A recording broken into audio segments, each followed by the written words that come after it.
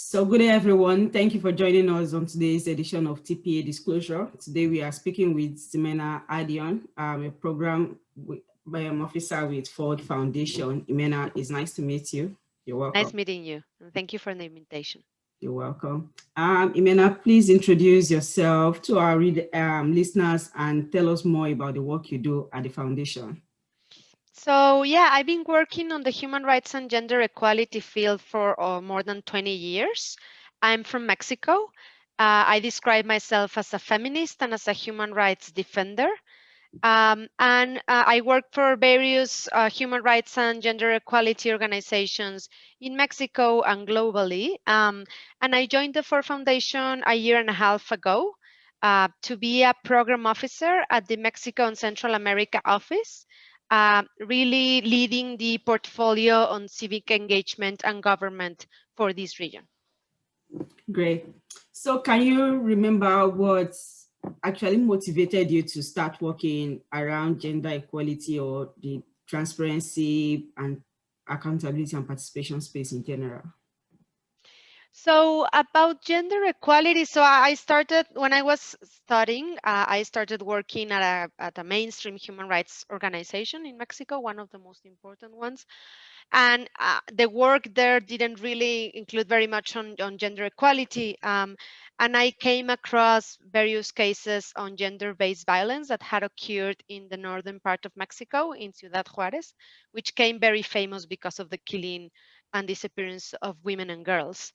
So I pushed very hard the organization to start working on these issues, and in the process of making them realizing the importance of including violence against women issues as part of the agenda, I became really a feminist. And then after a while of working in the human rights field, I decided to start working more on feminist organizations. So I worked for the Center for Reproductive Rights, and then in New York, and then I came back to Mexico to found an organization that deals with issues of access to justice for women. And there, it's when we realized that one of the tools that we could use to really push forward changes on women's access to justice was actually the tools of transparency and accountability. So this organization that it's called X Justice for Women uses a lot of transparency tools to advance accountability of governments and the judicial power. So I realized how powerful it was. And then when I became the director of another feminist organization, I realized also the power of these tools. So we use them not only to write reports, but we use them as a tool to enhance the leadership and the agency of young people, particularly, and indigenous women, in terms of knowing their rights and knowing how they could really push governments to comply with their rights. So that's how I entered this field. Okay, thank you very much. But let me understand well what you actually do at Ford Foundation. How does your experience connect with what you do now? So the strategy of civic engagement and government of the Ford Foundation is a global strategy. Now we have three global strategies: one on natural resources and climate change, another one on gender and racial justice, and the third one on civic engagement and government. And this strategy is really a response to the trends that we're seeing worldwide in terms of the closing of civic space. So we see all around the world restrictions to the work of civil society organizations, restrictive regulations for the freedom of expression and demonstration, attacks to human rights defenders and journalists, espionage, and even like a lot of narratives that really try to delegitimize the work of civil society organizations. So the Ford Foundation wants to respond with this strategy to these challenges. And we, at all the 11 regional offices at Ford, needed to find a specific galvanizing issue that would allow us to work in more concrete terms on civic space. So for the Mexico and Central America region, we decide to work on the issue of impunity of grave human rights violations and corruption, particularly high-level corruption. as an issue that could really galvanize societies around, as an issue that will allow us to try to resist these negative trends of closing of civic space and expand it. So, and that's really connected to my strategy because, as I said, I work for various human rights organizations dealing with impunity issues, and then I work more from the feminist perspective. So I think, and I was part of civil society for almost 20 years. So I think what I bring to this work is both my knowledge of the region in terms of the civil society ecosystem, but also a knowledge of how to talk about from of impunity from a feminist perspective. How many what are the challenges that organizations are facing in dealing with impunity? How can we better support the ecosystem of organizations and movements in the region to really deal with these very complex problems? Great. Thank you, Ximena. So in the number of years that you've been working on human rights, governance, and gender equality projects, what significant changes have you seen? That's a great question.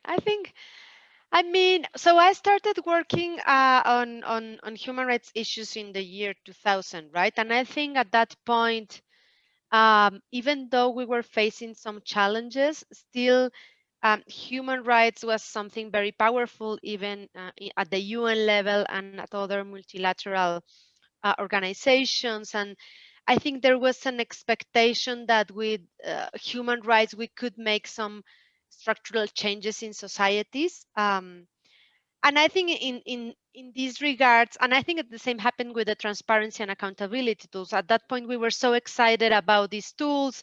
The Open Government Partnership came about. We were so excited that governments were signing to be more transparent. All these laws on transparency were being approved at the national level. So I think it was a moment of a lot of excitement. And in Mexico, in particularly, where I was working at that moment, we had a transition from a party that governed Mexico for 70 years to another party. So I think it was a very different environment, and I think there was a lot of expectations, particularly that those legal changes will change societies. And what I've learned is, of course, those legal frameworks are absolutely important and they are really key to make some other progress. But I think that we need to rethink how can we push the boundaries forward. And that's a reflection we did a lot working with Indigenous women and youth in terms of transparency and accountability. Like transparency and accountability, it's going to be owned by societies as much as that tools help them to Mhm. resolve the problems they have in societies. And I can say the same for human rights. Like they would be owned by society if we promote those cultural changes and if we really make sure that human rights are actionable in a way that really responds to the main concerns that societies have. We have societies that are very unequal, with a lot of people on extreme poverty. So I don't, for on the one hand, I don't think that those paradigms of human rights and transparency and accountability solve all our problems. I do think they're quite like hugely important, but I think that we need to really find ways of connecting them more with the problems that society are facing. I think that we need to work more on cultural change, and I think that we need to be more closely to society, to social movements. And on gender equality, it's a little bit of this similar in the sense that there was a lot of progress on legislation, but I do think that what you have on the issue of gender equality that you don't have on the other issues is a very vibrant movement that it's pushing those social changes forward. So feminist movements around the world are really pushing the boundaries, are really stepping up, are really taking other causes, racial justice, other issues of inequalities. And I think that we need to connect more those movements and that the human rights movement needs to be more up to speed and more part of those other movements of change. Great. And that brings me to my next question. So what other changes will you like to see in this space? Let's say like in the next 5 years. Um, I mean, well, unfortunately, I think one of the changes will be to resist the backlash that the populist and authoritarian governments are trying to push in terms of human rights, in terms of transparency and accountability, in terms of gender. Like, I think we need to make sure that those backlashes don't occur on the one hand. On the second, I would say that more intersectorial work and more intermovement work is really needed. So I would love to see more connections and more real work between the gender equality movement, the human rights movement, the racial justice movement, the transparency and accountability. Like I do think that the only way to really meet the challenges that we are facing is through more connections between movements and more actions that are cross movement and really taking upon a more holistic approach to the problems we're facing, like because the challenges people face are not like divided into silos, and we are divided into silos. So how can we really connect the movements better is critical. How do we really connect with societies, like with ordinary citizens? How do we really make sure that we have narratives that where they understand the value of transparency, accountability, human rights, and gender equality? How do we connect them with their lives? And how do we make them part of that social change? I think that's quite important. And I would want to see less polarization, more dialogues, more bridges being built among different positions in societies. Um, I think those are some of the things I would want to see in the next years. Yeah, and of course, if things go well, I guess more belief and another enhancement of multilateralism, of the importance of international organizations. But we'll see what happens with that. Hopefully this change for the better. So you've been a program officer for a lot of years now. So what recommendation will you give your younger self when you were starting out, or perhaps someone who is starting out as a program officer in this field or in development world in general? I mean, I would say, yeah, in terms of my, if I talk to my younger self from 20 years ago, what I would tell her is that I think that change is not linear, that there is some progress and then there will be some backlash, and that's the way it goes. That's the way like changes and the enormous and structural changes that we want to advance go, because I think otherwise there's a lot of frustration because we only want to see progress and we think that progress will be steady and that we will and that's not the way it goes, because there are obviously and there will always be forces that want to push for an anti-rights agenda and to push for less transparent society. So how do we understand that we need to have a view on the future and a vision of the long term, not only on the short term? Because then I think I will say her that. And then I think I will say her also that I'm very now stuck with Angela Davis' phrase about having radical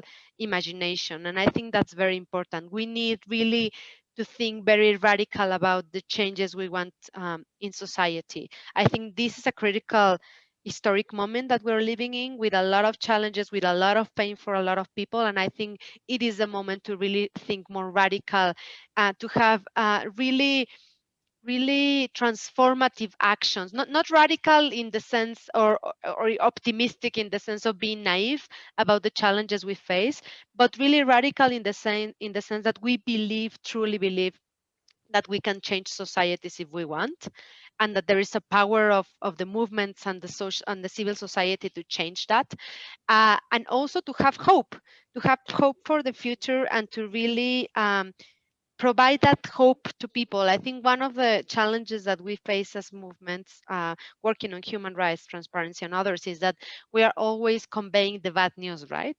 Like we have a very accurate diagnostic of the situation, but apart from that, and in addition to that, we need to have hopeful solutions that change things can be different, because I think that's what societies and ordinary citizens want to hear from us. Great. So Ximena, I'm curious, what's the most adventurous thing you've done? Mm. Oh, that's an interesting question. Um, I don't know. In personal terms or in work terms? Both? You might Both. get from work or from personal. Well, I think well, why not? Well, I will do one work related. So I was so when I like probably 10 years ago, I was living in New York. I was working at this organization, the Center for Reproductive Rights, as the international advocacy director. I was there for like 5 years, very happy with doing that. But I was at a point where I had lived out abroad for 9 years, and I thought like, oh my God, either I stayed living abroad or I return back to Mexico, to my country, because I was not working very much on the issues that were happening in my country. And it was adventurous in the sense that I decided to quit this very good job, and I decided to go back to Mexico to fund this organization that had no resources, that we didn't know if it was going to work with. I didn't have a offer of a job at that point. So I said like, well, I'm going to leave everything and I'm going to go back. And in a way, it was a very good decision for many personal reasons, but also for professional reasons. And I don't regret it. But it was adventurous in the sense that I left very good things for something that I just felt in my gut, but I had no like reasonable ways of thinking that I was going to succeed back in Mexico after 8 or 9 years of being abroad. And how did it turn out? I'm curious. Sorry? How did it turn out? It turned out really good. Yeah, no, it was perfect in personal terms. It was very good because then my mother became ill. Now she's fine, but I was here when she was ill. And I got married and I had a daughter. So, that organization is going very well. And I then became the director of another organizations, and now I'm at the Ford Foundation. So I think like the path was there, and it was the right decision to make at that point. So I think that the lesson is you need to follow your gut because it's telling you something. Great. And on that note, we will end our conversation here, Ximena. Thank you so much for No, sharing your thanks to experience you. with us. Thanks to you. It was great. You're welcome. Bye.